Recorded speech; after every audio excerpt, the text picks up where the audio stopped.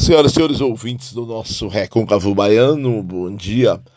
No mês de junho, notadamente na primeira quinzena, as pessoas começam a planejar as suas viagens para os grandes centros festivos do ciclo junino, as grandes festas do ciclo junino. Bom, as pessoas se deslocam e milhares de pessoas viajam, muita gente mesmo, muitas pessoas mesmo viajam nesse período para cidades que têm na sua composição programática as chamadas grandes atrações, aqueles cantores e cantoras famosos, conhecidas, mas muitas pessoas viajam também por razões familiares.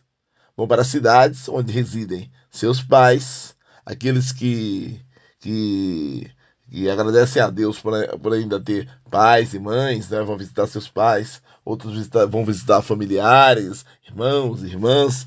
Então a questão dos laços afetivos por consanguinidade familiar é um fator importante que atrai as pessoas para determinadas localidades.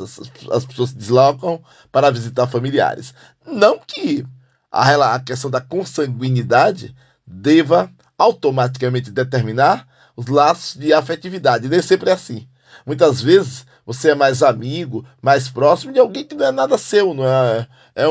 Às vezes é apenas um vizinho, é um ex-colega de escola, é uma pessoa que você conheceu no trabalho e dali se desenvolve uma belíssima amizade, muito mais consistente que algumas relações familiares.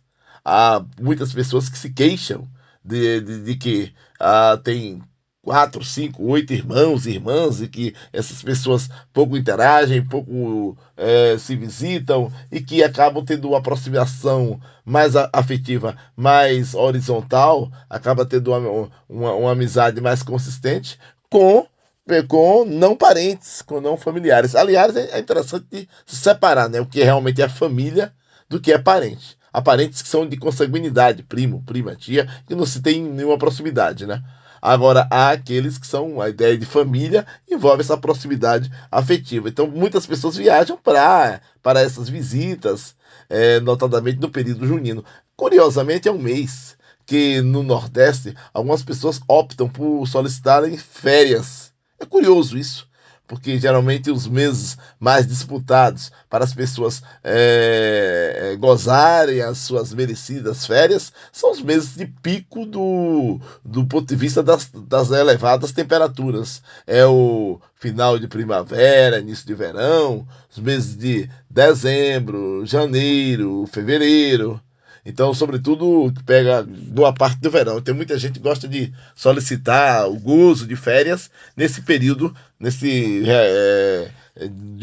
da transição de um ano para o outro, final de um ano, início do outro. No entanto, no Nordeste, algumas pessoas que trabalham no centro-sul do Brasil, muitas pessoas optam pelas férias no mês de junho, sexto mês do ano, para se usar a expressão popular, para passar as festas juninas ou passar o São João juntamente com seus familiares. Então, claro que quando há uma proximidade afetiva, um respeito mútuo, um carinho mútuo, essas relações familiares, elas são muito importantes, elas são relevantes para que as pessoas possam escolher um determinado itinerário de visita. Ou seja, as pessoas visitam os familiares que tratam as pessoas bem, com uma relação de carinho recíproca.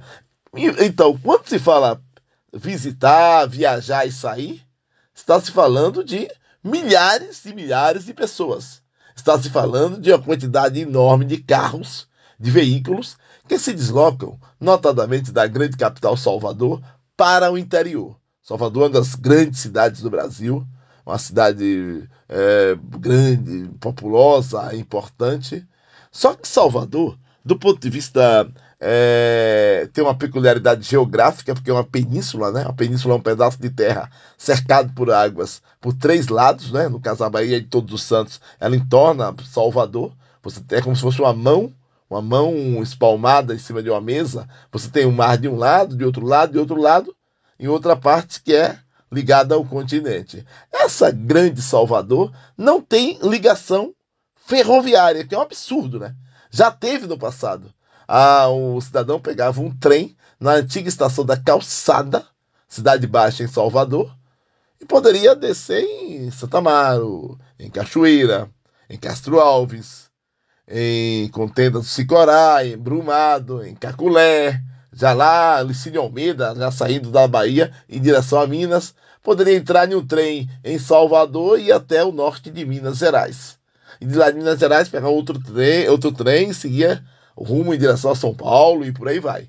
Infelizmente, o sistema de transporte de ferroviário do Brasil foi, por incompetência, por estupidez, foi arrasado, destruído, e o pouco que sobrou é para trem de carga. Então não tem como uma pessoa sair de Salvador de trem, porque não existe essa conexão ferroviária. Havia um pedaço pequeno de Paripe para a calçada que desativaram, que também é algo que eu discordo totalmente, desativaram esse pedaço. E o que isso tem a ver com a questão do fluxo de saída no período junino? Muita coisa. Minha mãe, que tem hoje 84 anos, ela viajou de navio de Cachoeira para Salvador. Ela disse que era em torno de 5, 6 horas de viagem de Cachoeira para Salvador, de Salvador para Cachoeira de navio. Não tem essa modalidade de transporte, não existe, inexiste na atualidade, porque o canal de saída, no caso aí, canal fluvial de Cachoeira para a Baía de Todos os Santos, esse canal que é o Rio Paraguaçu, está assoreado, ou seja, entupido, com sedimentos, então não é a mesma coisa, então o quadro geográfico mudou e a modalidade de transporte também. Então, resumindo, para você entrar e sair de Salvador, é via rodoviária. Por via rodoviária. Ou transporte próprio, ou veículos coletivos, que são os ônibus. Então você tem um fluxo de pessoas que se deslocam. Então há pontos de retenção, sobretudo naquelas áreas de praças de pedágio, há pontos de retenção. Então é importante que se tenha cuidado quando se viaja, quando vai se viajar, para se evitar até os chamados horários mais de picos e se evitar também a concentração, gente, só no itinerário de viagem só. Exemplo, o cidadão vem passar as festas juninas em Governador Mangabeira, em Cruz das Almas, Sapé-Açu ou São Felipe.